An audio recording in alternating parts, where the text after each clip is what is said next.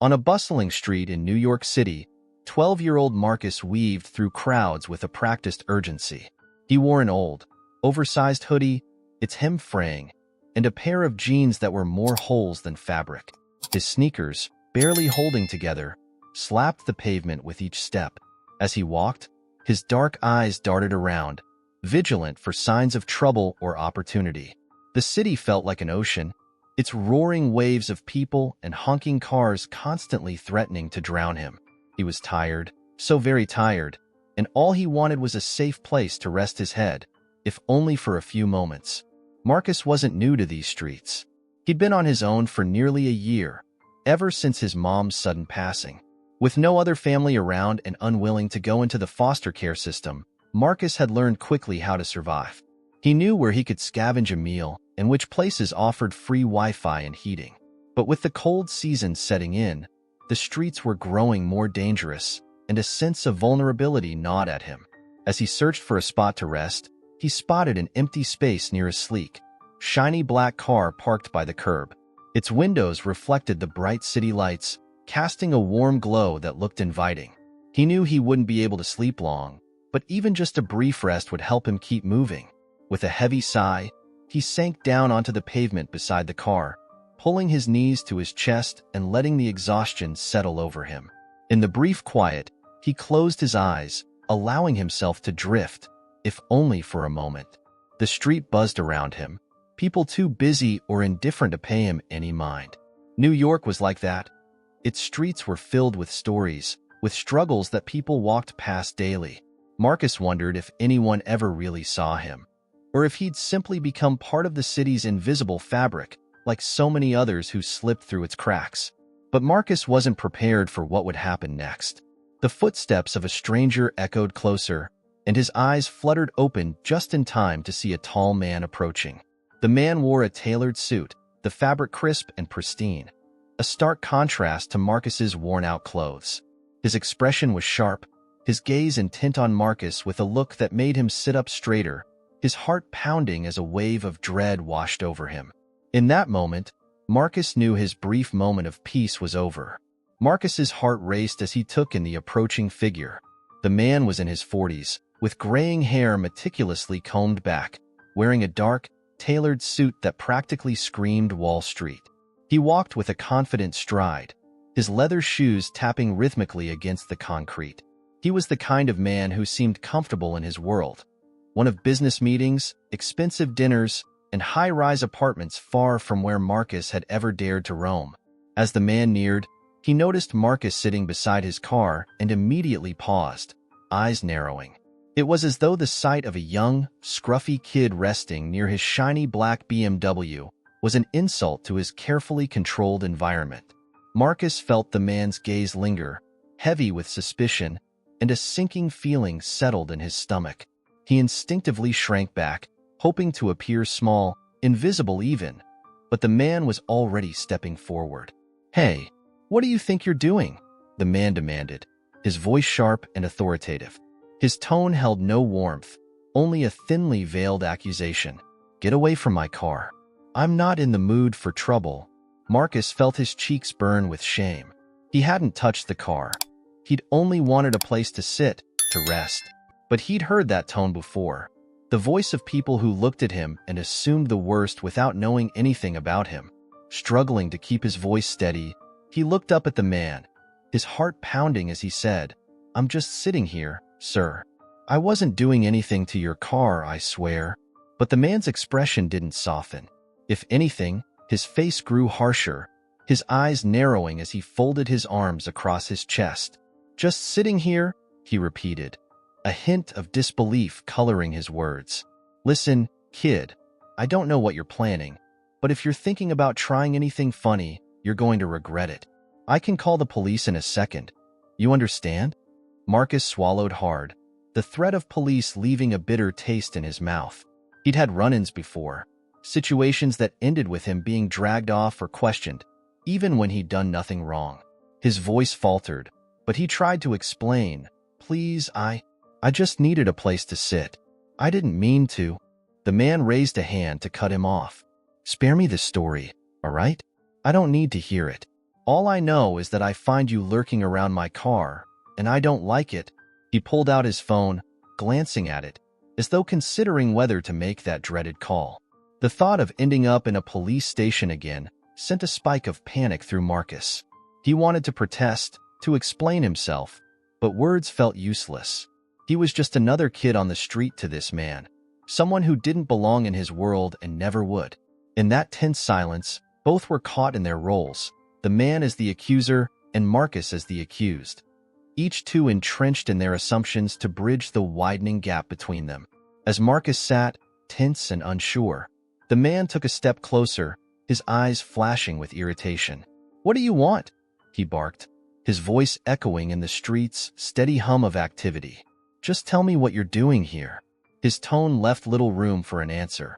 It was more an accusation than a question, filled with the kind of suspicion Marcus had become all too familiar with. For a brief second, Marcus felt anger flare up inside him. He wanted to say something sharp, something to remind this man that he was still a person, that he wasn't here to cause trouble. But his exhaustion was overpowering, and survival instincts kicked in, urging him to stay calm. He took a deep breath, hoping his voice wouldn't betray his fear. "Look, sir, I didn't do anything to your car. I was just sitting here because I was tired. I don't want any problems." The man scoffed, crossing his arms and glancing around as though looking for witnesses, someone to validate his suspicions. "Tired? Don't give me that. You expect me to believe you were just resting here?" He put air quotes around the word, his skepticism sharp enough to cut. "Why don't you go rest somewhere else, kid? Somewhere far from my car?" Marcus felt a lump forming in his throat, his frustration and embarrassment tangled together. He couldn't help but glance down, feeling the stinging weight of the man's judgment pressing on him. His mind raced, wanting to explain, to somehow convince this stranger that he wasn't a threat. But he knew from experience that some people saw what they wanted to see, and in this man's eyes, Marcus was little more than a shadow, a potential problem. "Sir, please," Marcus said, his voice quiet but firm. "I don't want trouble. I don't have anywhere else to go right now, that's all. Just give me a minute and I'll leave." But the man shook his head, his expression twisting with irritation. "I don't think so. You're not going to sit here and wait for me to leave so you can try something funny. I'm calling the police." Marcus's stomach dropped at the words. He could feel his pulse quicken, his body already primed to flee. He knew how these things went. Even if he tried to explain, even if he somehow got them to listen, he'd still be the one under scrutiny, his every movement dissected, his intentions questioned.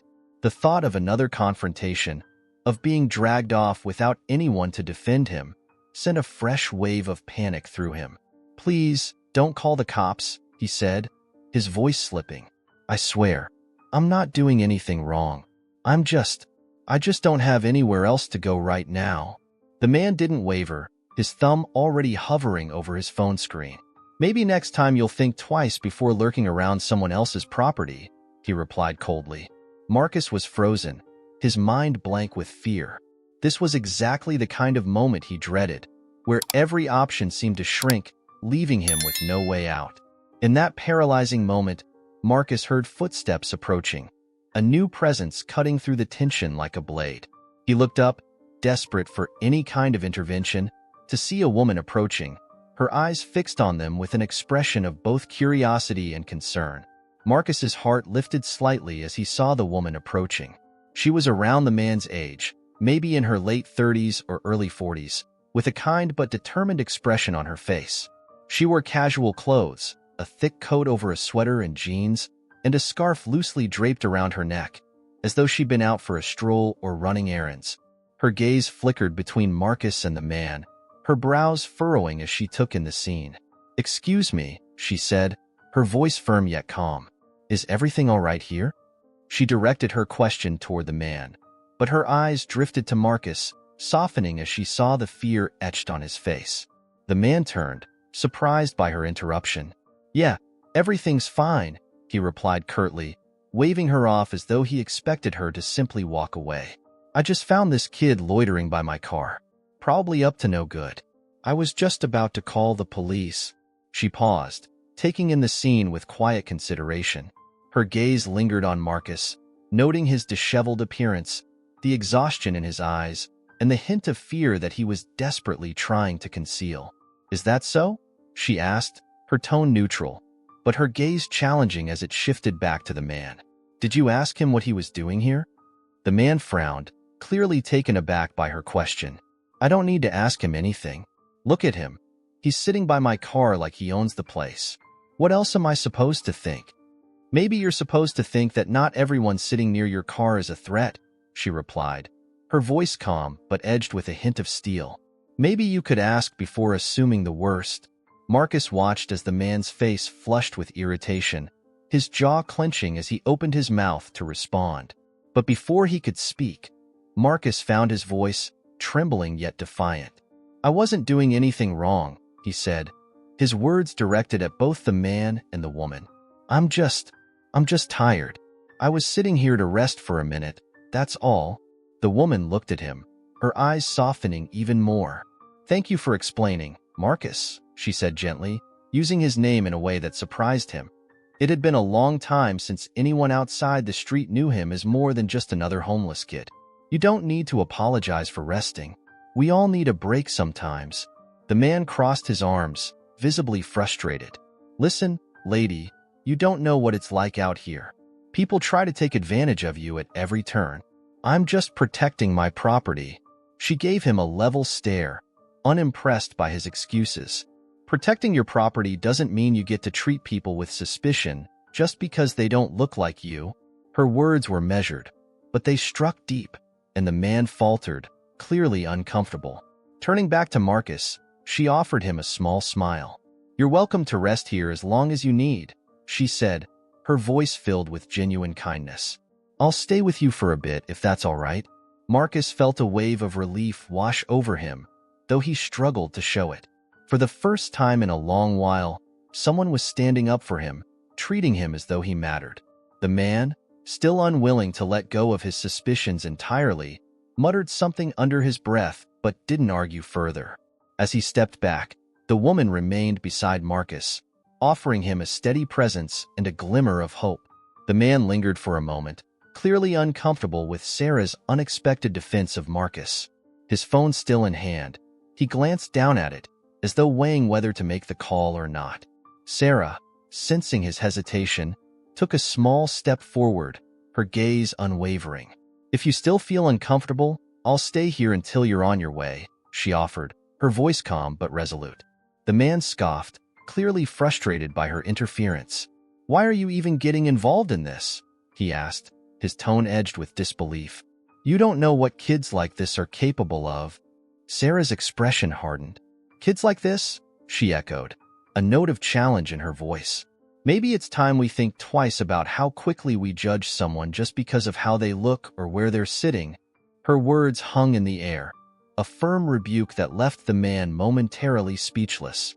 Turning back to Marcus, she crouched down to his level, meeting his gaze. "What's your name?" she asked gently. "Marcus," he replied, his voice barely above a whisper. He hadn't heard his own name spoken with kindness in a long time, and the sound of it seemed to catch him off guard. "Well, Marcus," she continued, her tone warm and reassuring, "I'm Sarah. I'm sorry if this man made you feel uncomfortable." She shot a quick look over her shoulder at the man, who shifted uncomfortably. "I just wanted to make sure you're okay." Marcus nodded, though he couldn't quite meet her eyes. I'm fine," he said, though there was a slight tremor in his voice. I was tired, that's all." "Of course you were," Sarah replied, as though it were the most natural thing in the world. "It's a busy city, and everyone needs a moment to rest." The man, visibly irritated by the unfolding exchange, took a step forward. "Look, I get that you want to be some kind of hero here," he muttered, "but you don't know this kid. You don't know what he could be up to." Sarah's gaze turned sharp, cutting through his protests. "No, you don't know this kid," she countered, her voice calm but resolute. "And if you stop to ask instead of accusing, maybe you'd see he's just a child trying to get by." The man looked away, his expression hardening as he let out an exasperated sigh. Sarah watched him for a moment, clearly disappointed, before turning her full attention back to Marcus. I want you to know you have a right to be here, just like anyone else, she said gently, her voice unwavering. Don't ever let anyone make you feel otherwise. Marcus nodded, feeling a surge of gratitude that threatened to spill over. He had braced himself for another confrontation, another moment where he would be forced to defend himself, to prove that he wasn't what people assumed him to be. But here was this woman, this stranger, speaking up for him, offering him a kindness he hadn't felt in so long. Thank you, he murmured, his voice barely audible. It was all he could manage, the weight of his gratitude pressing down on him. Sarah smiled, a warmth in her expression that Marcus clung to like a lifeline. She reached into her coat pocket, pulling out a small, worn business card. Here, she said, offering it to him. If you ever need help, or just someone to talk to, call this number. It's a shelter nearby, and they're good people. They'll take care of you. The man, clearly done with the scene, muttered something under his breath and walked away, his footsteps heavy with frustration. Sarah didn't spare him a second glance, her focus entirely on Marcus. And if you need anything else, I'm not far from here. Just look out for me, all right? Marcus nodded, the card trembling slightly in his hand. He didn't know what to say, but he felt a spark of hope flicker to life, something that had been missing for a long time. For once, he didn't feel invisible. In that moment, with Sarah beside him, he felt seen. As the man turned to leave, Sarah called after him, her voice steady and calm. Sir, before you go, I think we should talk. Her words froze him mid-step, and he turned slowly, an exasperated look on his face. She took a deep breath, approaching him with a firmness that softened only slightly as she spoke. Look, she said, her tone tempered yet resolute. I understand that in a big city like this, it's easy to assume the worst. We're all a bit on edge. We're protective of what we have. But does that really mean we should jump to conclusions about someone just because of how they look or where they happen to be sitting? The man's posture stiffened, his discomfort evident. He glanced away, his jaw clenched, unwilling to meet her gaze. I don't need a lecture, all right? He muttered, his tone defensive. I was just protecting my property. It's easy for someone to see a kid loitering by an expensive car and think that he might try something. Sarah nodded, acknowledging his concern. I get that, and I'm not saying we shouldn't be careful. But there's a difference between being cautious and making someone feel less than human. Did you ever consider asking him if he needed help? The man shifted uncomfortably, as though the question struck a nerve. Look, I've lived in this city a long time, he said, his tone almost apologetic but tinged with frustration. I see things every day, things that make me wary. You never know who's going to try to take advantage of you. Maybe that's true, Sarah conceded, her voice softening just a bit. But this isn't just anyone. He's a kid, alone in a big city, trying to survive. Can you imagine what it must be like to feel that everyone around you sees you as a threat? The man hesitated, his gaze drifting to Marcus, who stood a few feet away, nervously clutching the business card Sarah had given him. There was a flicker of something in his expression, a glimmer of empathy, perhaps, or just the beginnings of self-awareness. I didn't mean to scare him, he mumbled, his voice softer now, almost reluctant. I didn't know what to think. Sarah nodded, sensing the crack in his defenses. I get it, and maybe I'm just asking you to take a second to see beyond your first impression. Sometimes a little kindness goes a long way. The man sighed, running a hand over his face, his expression weary. He glanced back at Marcus, this time with a look that held more contemplation than suspicion. Kid, he said, his voice less aggressive, more thoughtful. I'm sorry if I overreacted. Marcus looked up, surprise flickering across his face. He hadn't expected any kind of apology, and for a moment, he wasn't sure how to respond. It's okay, he replied quietly, his voice barely audible. The man nodded, a bit stiffly, but the effort was there. Just be careful out here, all right? He added awkwardly, his tone less a warning and more a clumsy attempt at advice. Marcus managed a small nod, still wary but feeling the tension ease just a bit. Sarah watched the exchange with a faint smile, sensing a small victory in the air. The man hesitated a moment longer, then gave Sarah a brief nod before walking away, his steps slower, as though lost in thought. As he disappeared into the crowd, Sarah turned back to Marcus, her smile widening. "See? Sometimes it just takes a nudge to help people see things differently," she said softly, her voice warm and reassuring.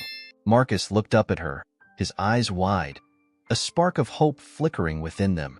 For the first time in a long while, he felt something shift, a feeling that maybe, just maybe, not everyone saw him as invisible or as a threat.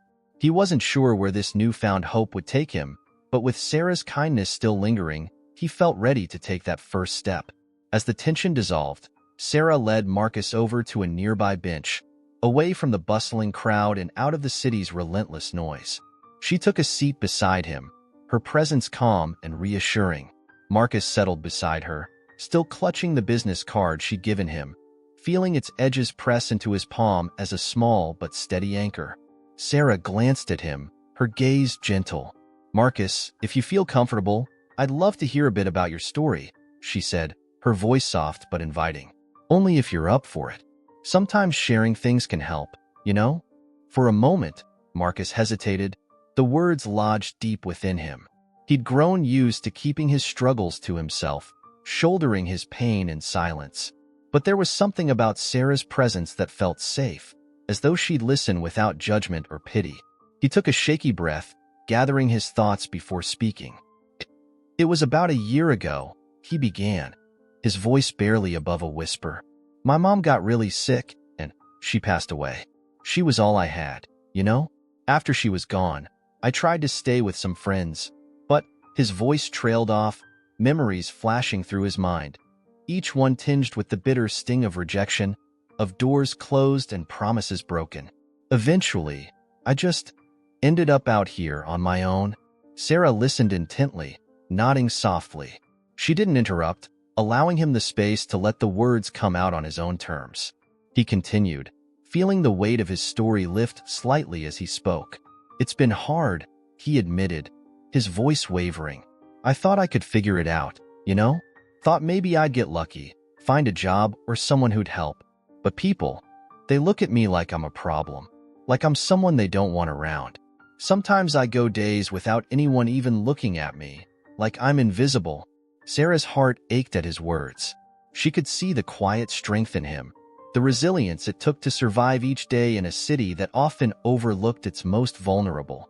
She reached out, giving his shoulder a gentle squeeze. "I'm so sorry, Marcus. You're stronger than most people ever realize. You're surviving something incredibly tough, and that takes courage."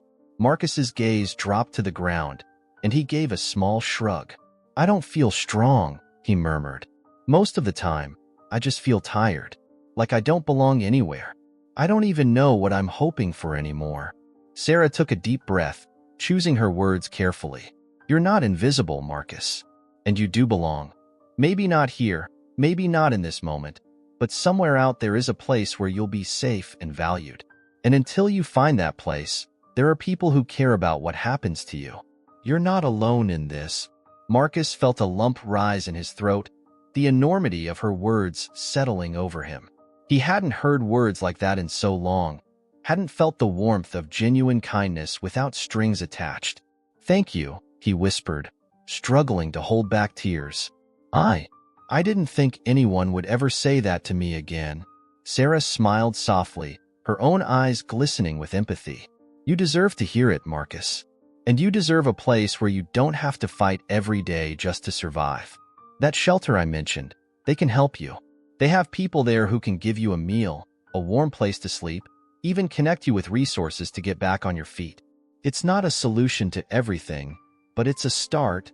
Marcus looked down at the business card, running his thumb along its edges. He felt a spark of hope, small, fragile, but undeniably real.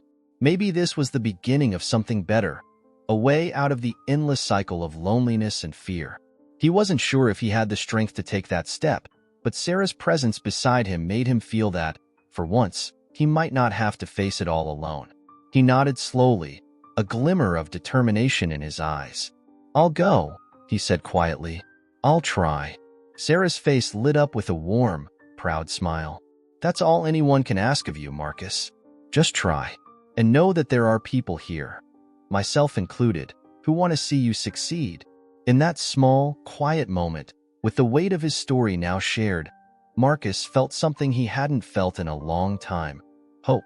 And with Sarah by his side, he dared to believe that maybe, just maybe, things could change. As Sarah and Marcus sat together, John, the car owner, lingered nearby, pretending to check his phone as he processed everything he'd overheard. The words of their conversation replayed in his mind, each one striking him with a force he hadn't anticipated. He'd spent his entire life moving quickly, head down, focused on his work, his investments, his own worries. But Sarah's quiet strength and Marcus's story had stirred something deep within him, a discomfort that he couldn't easily shake off. He replayed his interaction with Marcus, seeing it now with a clarity that made him wince.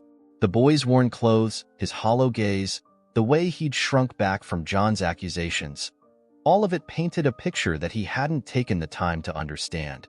He'd labeled Marcus without a second thought, assuming the worst just because of the way he looked, the circumstances he found himself in. And in doing so, John realized he had denied Marcus the basic humanity he would have shown a child from his own world, his own circle. Taking a deep breath, John walked back to where Sarah and Marcus sat, clearing his throat softly to announce his presence. Both of them looked up, Marcus's eyes widening with a hint of apprehension. John felt a pang of guilt at the flicker of fear in the boy's face, a reminder of the power his initial hostility had held over Marcus. "Sarah, Marcus," he began, his voice quieter than before, lacking the sharp edge it had carried earlier. I overheard some of what you shared, Marcus, and, well, I wanted to apologize." He swallowed, struggling to find the right words that would somehow bridge the gap he had created. "I judged you without knowing anything about you. That was wrong." Marcus looked at him, surprise mingling with caution in his eyes. He was used to people's assumptions, their prejudices, but apologies were rare. He nodded slightly, acknowledging John's words without fully letting his guard down. "I think sometimes we get so caught up in protecting what's ours," John continued, almost talking to himself as much as to them, "that we forget to consider the people around us. We forget that not everyone has the same privileges we do. That some people are just trying to survive." Sarah watched John intently, a mixture of approval and expectation in her gaze. "It's easy to lose sight of that, John," she said gently, offering him a slight nod. "What matters is recognizing it and making a change. And, hopefully, seeing people like Marcus for who they are, not just where they are." John turned his gaze back to Marcus, his expression softening. "If there's anything I can do to help you out, kid, just let me know," he offered, his tone earnest. "I don't have all the answers, but I'd like to be part of the solution if I can." For a moment, Marcus just stared at him, absorbing the unexpected words. He wasn't used to offers of help, especially from people like John, who represented the parts of society that had so often looked past him, ignored him, or, worse, blamed him for his circumstances. But there was something genuine in John's expression, a hint of understanding that seemed to break down the walls Marcus had built around himself. "Thank you," Marcus replied, his voice steady but carrying a quiet strength. He wasn't yet ready to trust completely, but the gesture was a start, a sign that maybe the world wasn't as hostile as it sometimes felt. John nodded, relief and humility etched on his face. "No problem," he replied, his voice barely above a whisper. "And good luck? I mean that." As John turned to leave, Sarah looked at Marcus, pride shining in her eyes. "See," she said softly, "you have more strength and kindness than you know, Marcus." Even when people aren't ready to see it at first, Marcus felt the weight of her words settle within him, adding to the quiet but growing hope he was beginning to carry. For the first time, he allowed himself to believe that change was possible, that his future might hold something brighter than just survival. In that moment, he felt like maybe he wasn't alone after all.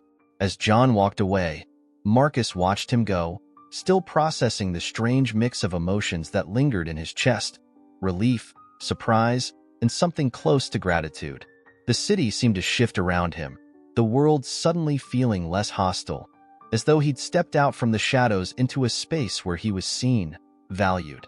Sarah remained beside him, her presence grounding, a steady reminder that not everyone looked at him with suspicion or fear. "People change," she said, almost as if reading his thoughts. "It doesn't happen all at once, and sometimes it takes being shown the truth in ways they didn't expect. But when they do, it can mean something real." She paused, studying him carefully. "John might not be perfect, but maybe today, you helped him see things differently. Maybe that's a start." Marcus nodded slowly, her words sinking in. He'd spent so long hardening himself, building walls to protect against the hurt and rejection that had come his way so many times. But today had been different. Today, someone had chosen to stand by him, to advocate for him when he least expected it. And even John, who had approached him with anger and suspicion, had left with a softer, more empathetic heart. Does it always have to be this hard?" he asked quietly, voicing a question that had lingered within him for so long. "Just to be seen as human?" Sarah's face softened, her eyes filled with empathy and understanding. "It shouldn't be this hard," she replied, her voice gentle yet firm. "But sometimes the world needs reminders. Reminders that each person has a story, struggles, and hopes, just like everyone else. And sometimes those reminders come from people like you, Marcus. You may not realize it, but your strength and resilience help others learn. Help them see beyond their assumptions." Marcus felt a lump form in his throat, his gaze drifting down to the business card still clutched in his hand. He'd never seen himself as strong or resilient. He'd only ever felt like he was barely holding on. But Sarah's words gave him a new perspective, a sliver of belief in himself that he hadn't felt before. Maybe he was stronger than he realized, and maybe, just maybe, he could make it through. "Thank you, Sarah," he murmured, looking back up at her, his eyes reflecting the gratitude he struggled to put into words. "For everything. For seeing me," Sarah smiled, reaching out to give his shoulder a gentle squeeze. "You deserve to be seen, Marcus. And you deserve a chance at a better life. A life where you don't have to fight so hard just to get by. That shelter I mentioned, it's not a permanent solution, but it's a place to start. They have people there who genuinely care and want to help you build a future." He nodded, feeling the weight of her words and the promise they held. It wasn't an instant fix, but it was a path forward, something he'd almost given up hoping for. He took a deep breath, letting that sense of possibility settle within him. I think I'm ready to try," he said, his voice quiet but filled with determination. "I don't know what will happen, but I'll give it a chance." Sarah's face lit up with pride, her smile widening as she gave his shoulder another gentle squeeze. "That's all anyone can ask, Marcus. You're brave, and you've already shown that you have what it takes to make it through the hardest times. Just remember, you're not alone in this. There are people out there who want to see you succeed." As they sat together, the city lights casting a warm glow around them, Marcus felt something shift within him. It was subtle, like a whisper in his heart, but it was enough. A quiet reminder that he wasn't invisible, that he mattered, and that he had a place in this world. And with Sarah's unwavering support and the kindness she'd shown, he found himself daring to believe that he was no longer alone on his journey. In that moment, he allowed himself to hope, to imagine a future beyond survival, one where he could truly live. With Sarah's encouragement and the small but powerful card in his hand, Marcus took his first steps towards something unfamiliar but full of promise. The shelter was only a few blocks away, yet the journey felt monumental, like crossing an unseen boundary from survival into a space of potential and care. Sarah walked beside him, a steady presence, offering him reassurance with every step. As they reached the shelter's door, a modest building tucked between bustling businesses, Marcus hesitated. The door represented something he'd longed for. A safe place, even if temporary, a bed that didn't rest on concrete, a meal he didn't have to scavenge for. But it also represented the unknown, a vulnerability he wasn't used to sharing. He looked up at Sarah, and she offered a gentle nod, encouraging him to take that step forward. The shelter's receptionist, a warm-looking woman with a welcoming smile, greeted them as they entered. "Hello, how can I help you?" she asked, her voice kind and inviting. Sarah stepped forward, her tone respectful but assertive. "This is Marcus. He's looking for a safe place to stay, maybe for a little while. Is there someone he could talk to about getting settled?" The receptionist's smile widened as she looked at Marcus. "Of course, Marcus. We'll make sure you're comfortable here. Let me introduce you to one of our staff members who can help get you set up." As Marcus followed the receptionist, he looked back at Sarah, feeling a surge of gratitude and emotion. He wasn't sure what to say, so he simply managed, "Thank you for everything." Sarah's eyes softened, and she reached out, giving his shoulder one last, reassuring squeeze. "You're welcome, Marcus. Remember, this is only the beginning. You're stronger than you know, and I'll be nearby if you ever need support." With that, Marcus watched her leave, feeling a mix of sadness and gratitude. She had been a stranger just hours before, yet she had changed his life in ways he couldn't yet fully grasp. For the first time, he felt like he had a chance, a real chance, to build something different.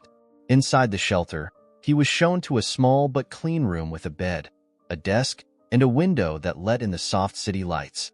The simplicity of it filled him with an overwhelming sense of comfort and security.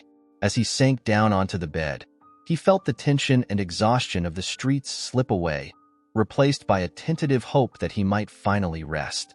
That night, Marcus lay awake, gazing out at the stars hidden behind the city's glow, allowing himself to dream, not just of survival but of a future where he could thrive. He thought of Sarah's words, her kindness, and how she had given him the gift of being seen, of being understood. And for the first time in as long as he could remember, he fell asleep with a sense of peace, knowing that he had taken his first step toward a new path, one filled with possibility and, perhaps, the promise of a better life.